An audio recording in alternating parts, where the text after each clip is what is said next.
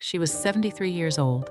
She had spent 40 years raising 3 sons, building a home, and standing beside a man who promised her everything. And in the final chapter of her life, they took it all. Every account, every deed, every piece of jewelry her own mother had left her. They did it quietly, legally, and they smiled at her across the dinner table the entire time. My name is Margaret, and this is the story of how my mother-in-law lost everything, and how one phone call changed it all back. Eleanor was not a woman who complained. She raised her boys in a modest house in rural Ohio. Her husband, Harold, worked the mill for 30 years. Eleanor worked too. School cafeteria, fabric shop, cleaning houses on weekends when the boys needed new shoes. When Harold retired, they had enough. A paid-off house, $240,000 in savings, a small investment portfolio, and a jewelry collection her own mother had passed down to her. Harold passed in 2019, and that was when everything began to shift. I married into this family 11 years ago. I married the youngest son, Robert. Robert was different from his brothers, quiet and kind. He called his mother on her birthday without being reminded. David was the oldest, sharp, calculating, always talking about what things were worth. Thomas was the middle son, no opinions of his own, always following David like a shadow. After Harold died, Eleanor was grieving. She leaned on her sons. She trusted them completely. That trust was the door they walked straight through. It started small. It always does. David suggested moving Eleanor's savings into a family account so the boys could help manage her expenses. He brought papers to the kitchen table. He pointed to the lines. He guided her hand. Eleanor signed. She was recently widowed, and she trusted her son. What she didn't know was that those papers gave David sole control of her accounts. Over the next year, Eleanor noticed her balance was always lower than she remembered. David always had an explanation: a repair, property taxes, insurance. She believed him. Because why wouldn't she? He was her son. Robert and I started noticing things at Thanksgiving. Eleanor mentioned her water heater had been broken for 2 months. David had told her they didn't have the funds.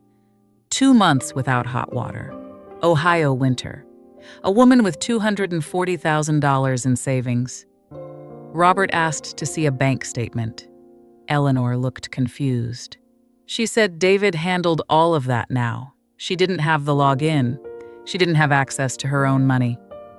I felt something cold move through me that afternoon. Robert felt it too. Robert began asking careful questions. What we found was devastating. The savings account, down from $240,000 to less than $60,000 in 18 months. The house, a quitclaim deed signed by Eleanor, had quietly transferred joint ownership to David. He could now sell without her full consent. The jewelry, Eleanor had lent her pearl set and her mother's diamond brooch to David's wife for a charity event over a year ago. She had never asked for them back. She was too polite. The investment portfolio, David had liquidated every dollar. He told Eleanor the market was too risky. He said the money was somewhere safer. There was no money, not in Eleanor's name. When Robert confronted David, David smiled and said Eleanor had agreed to everything, that it was all legal. That if Robert had a problem with it, he could take it up with a lawyer. That was his mistake. Robert came home that night and sat at the kitchen table without speaking for a long time. Then he looked at me and said, "We are not letting this go." I called my college roommate, Patricia, an elder law attorney in Columbus. She said Eleanor may have grounds for financial elder abuse. Those transfers could be challenged. That quitclaim deed may be voidable. The first step was getting Eleanor evaluated for cognitive capacity at the time of signing. Eleanor was sharp. She still did the crossword every morning in pen. The evaluation confirmed full cognitive capacity, which meant she had not been confused. She had been deceived. That changed everything. For 4 months, we worked quietly. Patricia filed a petition alleging financial elder abuse and undue influence. We documented every transfer, every withdrawal, every signature. We said nothing at Christmas dinner when David carved the turkey in Eleanor's kitchen like he owned the place. Because he thought he did. Eleanor held herself together beautifully. When Patricia explained what her sons had done, Eleanor sat perfectly still. She didn't cry. She folded her hands in her lap and said, "I want my house back." That was all she said. That was enough. The case took 11 months.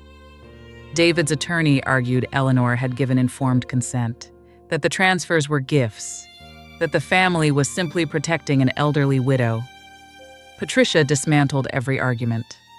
Bank records showed withdrawals flowing directly into David's personal accounts, matching no household expenses whatsoever. The quitclaim deed had no independent witness, and no attorney had advised Eleanor of her rights. The jewelry had been photographed at David's wife's social events. It was never returned. The settlement required David to repay $218,000. The quitclaim deed was nullified. Eleanor's name was restored as sole owner of her home. Every piece of jewelry came back within 2 weeks. David and Thomas were removed from Eleanor's will entirely. A proper trust was created, professionally managed, with full accountability. Eleanor also updated her power of attorney, legal, medical, and financial, to reflect the people who had actually shown up for her. 2 weeks after the settlement, Eleanor invited me for tea. We sat in her kitchen, in her house. She poured from the blue ceramic teapot Harold had bought her in 1987. She wrapped both hands around her cup and said, "I spent so much of my life trying not to cause trouble, trying to keep the peace, trying to love them the right way." She looked at me over her glasses. "I think I forgot that I was allowed to protect myself. Thank you for remembering that for me." How many women like Eleanor are sitting in quiet houses right now, trusting the wrong people, signing papers they don't fully understand, keeping the peace at the cost of everything they spent a lifetime building? Eleanor got her home back. She got her mother's jewelry back. She got to spend her remaining years with her finances secure, her dignity intact, and the truth finally told. Not every story ends this way, but more of them could, if the women in them knew they were allowed to fight. If this story felt familiar, if you recognize someone you love in Eleanor, leave a comment below. You are not alone. And this channel exists to remind you of that. Subscribe to The Quiet Justice for new stories every Wednesday and Friday, because every woman's story deserves to be heard.